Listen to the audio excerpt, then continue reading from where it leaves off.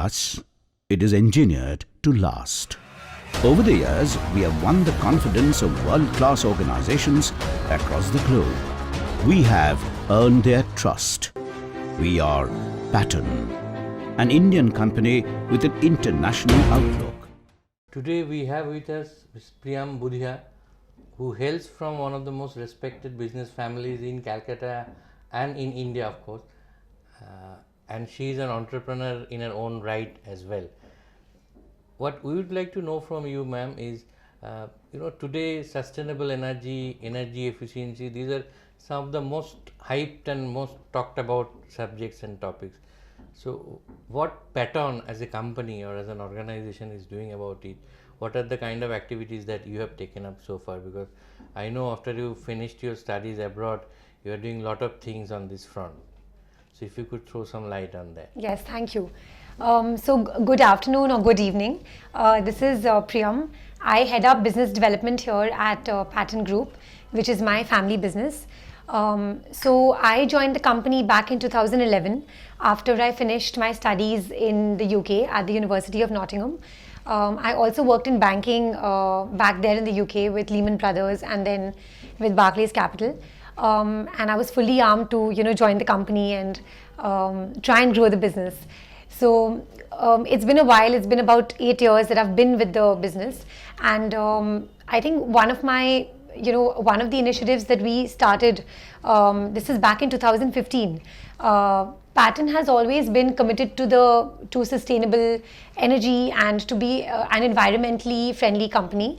So back in 2015, we went solar. 4 years ago. Yes, so when solar was only a hot trending topic in the industry circles, Patton took up the initiative to install a solar rooftop project in one of our plants here in West Bengal in Behala. It was a pilot project, so it was small in size. It was about 105 kilowatts, and since then it's been 4 years and we've seen good generation. So we've seen about so far we've generated about 4 lakh units till today. On average, we see a generation of about 280 units per day, and we've also seen a lot of seasonable variability in terms of the generation. So it could be anything ranging from as low as 150 200 units if it's rainy weather or if it's cold, and if it's very hot, then it could also go up to about 380 to 400 units per day in West Bengal. So that's for your captive consumption or street lighting and others? So this is for our captive consumption. We wanted to bring down the cost of electricity, because we do consume a lot of electricity across all our plants in Bengal. So we thought, why not start with one solar rooftop in one of our plants and see how the project goes. Is it helping bring down our energy cost? If yes, then maybe roll it out across our other plants as well. So far, I can only speak from a user point of view. It's been a good experience, and we chose the capex model versus the opex model because that is what was recommended to us, that as a profit-making company, we have been profitable, touch wood, and we should install the capex model. So we went ahead with that. A few tips and a few learning lessons that I have learned because I sort of took up this project and this was my initiative in the company. So what I have learned with my great team here at Patton and by installing this project is that what is of prime most importance is that we are only industry stakeholders, right? We have the money, we may have the land or the rooftop to install this project, and we may have the interest to make it a clean and green company and take this initiative. We don't have the expertise about solar. So we fully rely upon an OEM. So I would say for anyone who plans to install a solar rooftop or a solar power plant project, it is imperative to choose an experienced OEM, because it is not only a buy-sell relationship with the OEM. It is an investment, it is a partnership for 25 years. Okay. So it's very important to choose a good OEM who will then advise on which panels to use. The quality of the panels is very important because that determines the performance of the plant. Also, how the whole structure and the array of solar panels is installed, the tilt angle to the sun, the condition of the roof on which you are installing it. It cannot be very old, because then it will not be able to take the load of the solar panels. So there are various factors that make it that directly influence the performance of the overall solar rooftop or the solar power plant. So by how much, you have brought down your energy consumption after you install the solar? So since as I mentioned, our energy consumption in the plant is huge. So I would say that we've been able to bring it down. This only contributes, because it's a very small project, so it only contributes to 20% of our entire energy consumption in Behala. It's come down drastically, because in Behala we pay about 10 to 11 rupees per unit, and here we are paying about, it's about 6 rupees. So it's almost half. So it's been a good initiative. We've been a forerunner in Bengal, and now our future plans, we actually plan to install a 10 times size project in our latest plant in Bengal, in Uluberia. It'll be a 1 megawatt solar rooftop project, we just feel that, again, we will pick an OEM that is based in West Bengal, because again, it's easier to access them, and if there's any problem with the plant, they're just a call away. Locally, it's much easier. Immediately they can take care of them. Yes. The other thing I would like to share is, through my experience, is that it's very important to, that no safety hazards occur. To make sure that doesn't occur, walkways need to be installed on the rooftop, so that fortnightly cleaning of the panels can be done. Operational maintenance, like O&M maintenance, is very, very important, because again, if the panels are not clean, the generation will go down. So and also, the way each panel is routed to the structures that are below it is very important, because, and they should be individually stuck to the mounting process. Otherwise, again, if one panel is ruined and if it's not installed properly, then you have to remove all the panels to sort out the problem in one panel. So small things we've learned through our experience, and we hope to install, a very successful 1 megawatt project shortly. So you are basically replicating the model in Behala in other places also? Yes, in Uluberia to start with, and we might also because Uluberia is our latest plant, so it has new roof sheets. So it's the best place for us to now install, and also locationally, Uluberia, the amount of sun that Uluberia gets, it's pretty good. So we're expecting a good generation out of Uluberia. And the other thing is, people often talk about doing away with use of plastics, and in the kind of tanks that you make, you also make use of plastics, right, in patton tanks. Yes. But you cannot do it with completely, because in some cases you have to use plastic. Yeah. So what are the kind of things or activities other than installing solar plant? Are you taking any other initiatives to make your the entire plant sustainable, or following the standards of triple bottom line or something like that? Right. Yes, of course we do. So we have all kinds of social audits going on, and we're a fully compliant company, and name it, any kind of certifications, all kinds of compliances with the pollution board or with any other clearances and appliances, we're fully compliant, be it environmental or be it pollution, all of that, and we have audits happening all the time, so we have to be sure that we are on the top of things, and we follow the triple bottom line approach as well. In terms of plastics, what you mentioned, so we, there is a huge anti-plastic, campaign going on all over. So one of our main business lines actually is plastics, but it's sustainable plastics. It's not plastic water bag, the water packets that are used, or plastic water bottles, which is what is harmful. What we manufacture is plastic water storage tanks, the life of which is, it could be 10 years, 15 years, and we also manufacture PVC pipes. And we've, since last year, again, I'm heading the plastic division, so I would love to share. We've just introduced some new products in the plastic division.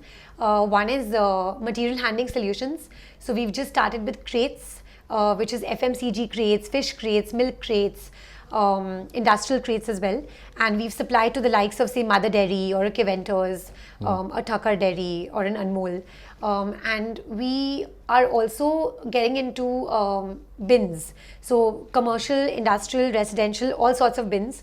And besides that, we're later this year we plan to also relaunch ice boxes. So Patton at one point was actually known for its tanks and also ice boxes. So we had stopped that in the Initially, middle. Yes. So we plan to relaunch that this year, and we also plan to get into pallets, the industrial pallets that are used. It can be used in any industry because all factories use pallets. So we plan to get into that. Since the lifetime of all of these plastic products we do, they're all huge in size, and the lifetime is pretty big. It's anything from like 5 years, 10 years, etc. So because of that, these are sustainable plastics. These are not the plastics which are harmful to the environment. The other thing we do, in terms of sustainable energy, is we also do the groundwater recharging and the rainwater harvesting. We've installed a lot of rainwater harvesting projects across Bengal and even in the suburbs. So this is something that we've been doing for the last couple of years. Given that we've already been in water storage tanks, it was the only obvious next thing to do. So these activities you are taking up outside your plant. I mean, not necessarily within the plant, but outside also. Outside the plant, it's across West Bengal. It's so also that's part of your CSR activities, or it is part. So some of it is part of a CSR. Like we've also installed the rainwater harvesting in the Sundarbans. So in Darjeeling also you have done yes, some. yes. So some of it is CSR and some of it are commercial projects as well. So and we've also, I would like to mention, we've also started doing roller tanks, which is an innovation. So these are like tanks which have these handles, which is specially made for the rural women. So they don't have to carry the tanks, and they can just simply push the tanks, and it's easy for them. So these are roller tanks, and it's also been it's been endorsed by the CM, and she's very happy we've launched this project. So you have already rolled this out. Yes, yeah. And all these new products are being branded under patton, or Everything, yeah, it's all patton. Yes. including those crates and Yes. So it's all under the Patton Plastic division. So these are some of the new products we've launched, and we're constantly, we have a great team which believes in innovation and R&D. So any new plastic products or projects, we're open to new ideas, and we love Kaizen, which is continuous improvement, and we believe in learning. And since I'm young and I have a young team, so we're always looking at new projects, new products, and what more can we add to our portfolio? How can we better our processes? We're open to any kind of ideas and learning. And how has your studies abroad, and you stayed abroad for so many years, how has it helped in adapting to the changes or embracing innovative ideas and implementing these new activities and new things? So I studied management, and which could also be called the jack of all trades and master of none. That's what I did. So I learned a little bit of everything from marketing, HR, strategy, finance, entrepreneurship. So, and I also went to LSE after that and studied a couple of short courses on entrepreneurship. And so given my experiences abroad and having worked in banking, which was a little bit of deeper finance, I kind of was always leaning towards something new, entrepreneurship, innovation. This is what always caught my fancy. So after having come back to a very well established, well known, but a traditional family business, I felt that as a young person I could bring in change, and I could bring in new ideas, and there's always a better way of doing things.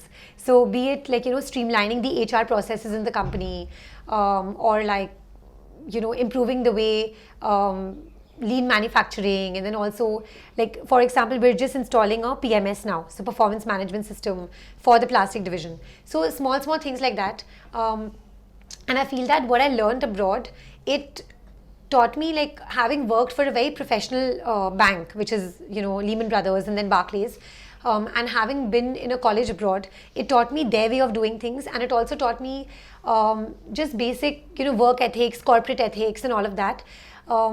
And having been in a very structured streamlined, system-driven environment, process and system-driven environment, to India, where it is more people-driven, right? It's more like people-driven, emotion-driven, and we're kind of now, because of the advent of technology and even social media, and so many like sophisticated apps being developed.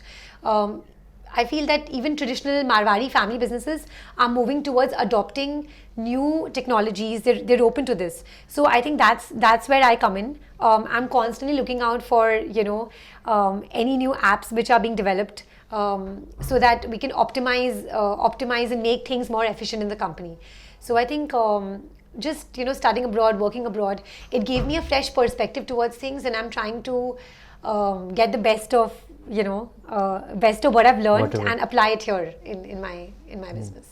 As you mentioned that you have gained, enormously by use of the solar plant or maybe rainwater harvesting. Yeah. And you have also taken up projects outside the plant, separate, independent plant. So is it possible going forward that maybe these divisions you can spin off a separate unit which will take care of your rainwater harvesting projects, or maybe some standalone solar projects? Is it possible going forward?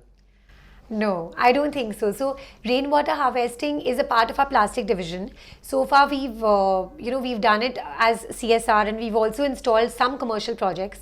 But yes, we do. We do plan to get into it whole hog as well. We're open to many more commercial projects, and we are in a place to do rainwater harvesting projects for others. So, but spin-off is a different division, not really, because I think it fits very well in the plastic division. In terms of solar projects, as I mentioned again earlier, is that we are an industry stakeholder. We have the interest to continue to be a sustainable company. So we are open to developing more and more solar projects for our own captive consumption. But doing a solar project for someone else, we are not in that place, because we are not an expert in solar. So I still need, like, say, an implementation partner who will guide me right from the beginning as to which solar panels to use, because the technology keeps changing. Should you use monocrystalline panels or polycrystalline panels, or amorphous panels? That keeps changing. So that, or lots of new things keep coming in solar. Now or they're talking about films also, instead of those panels, they're just solar films. Yes, that also, the thin film technology. Films, So that, or should we install, say, a solar tracker? Is it commercially feasible? So these are all things I think we still need a consultant, a good OEM to work with. We are not in a place to become a solar expert for others. So whatever we install now and anything even in the future, it will be for our captive consumption. And be it solar or rainwater harvesting, one important aspect is awareness, creating awareness. Yes. So are you doing anything about it? General awareness, because Patton as a group takes up so many CSR activities. It's visible all around. Yeah. So are you doing anything about this? So awareness about solar, or awareness? Both solar and rainwater harvesting. One important aspect is use of plastic in a proper manner. Yeah. Don't just even use of water. Yeah. Don't waste water, or maybe don't throw plastic here, there, and everywhere. Those kind of thing. So we do, in terms of awareness, solar wise and rainwater harvesting. So one is social media. I think these days it's very important to have a social media presence, because that's where things go viral. That's where people take notice, be it all age groups. Believe me or not, my grandfather is one of the most active on social media. So yes. So, and people share videos on WhatsApp. And again, so I think WhatsApp videos, and even again social media like Facebook, Instagram, all of that. So we keep our online presence. We keep doing different kinds of social media campaigns, and we kind of raise awareness about what we are doing, and on social media. And besides that, on the road as well, in terms of so I've participated in a bunch of solar talks here in the city, where they've invited me to talk about our experience as a user. So that's where I share my experience as to what I've done so far, and what, as a company, what our future plans are with regards to solar.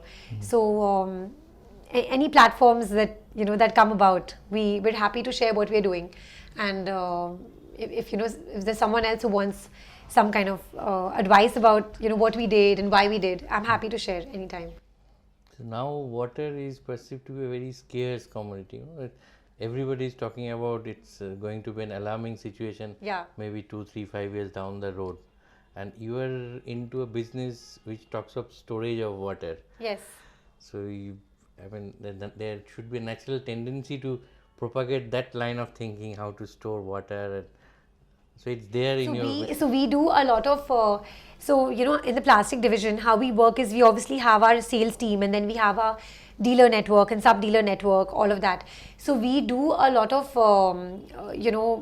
dealers meets and retailers meets and all of that. And in these dealers meets, we give presentations about water conservation, and because if our dealers understand what we do, why we do, we don't want them to just take our product and sell it, because if they are not fully informed about the product they are selling, if they cannot sell it. Exactly. So if to fully educate them, we do seminars, we keep doing workshops where we train our sales force, we train our dealers as well, and in these meets we spread information about what we are doing and why we are doing, which is the water conservation. So these are some things we do, and we also actually have a car which is called Patton on Wheels. So we go around the city and to the rural areas, spreading awareness about what we do. We hand out flyers to people, and in terms of again raising awareness, we've installed hoardings across the city, more in the rural areas, actually more in the suburbs and places like the hills and all of that. In fact, as we talk next week, I'm just going to Siliguri for a dealers meet, where we're going to talk about the water conservation, the rainwater harvesting, and all of that. And we've also been doing, in fact, recently we did the Patton on Wheels is something we launched a couple of years back. That's a great campaign. We're also planning to put up our, we have a pattern video ad, and we're planning to run that commercial in movie halls, and also maybe run a small jingle on the radio and in the buses as well, put up bus banners. So these are all things that we are planning. It's in the pipeline, but we plan to raise awareness and education about water conservation, rainwater harvesting, our sustainable energy initiatives through these platforms. So that's the advantage of having a young leader, as you could make out.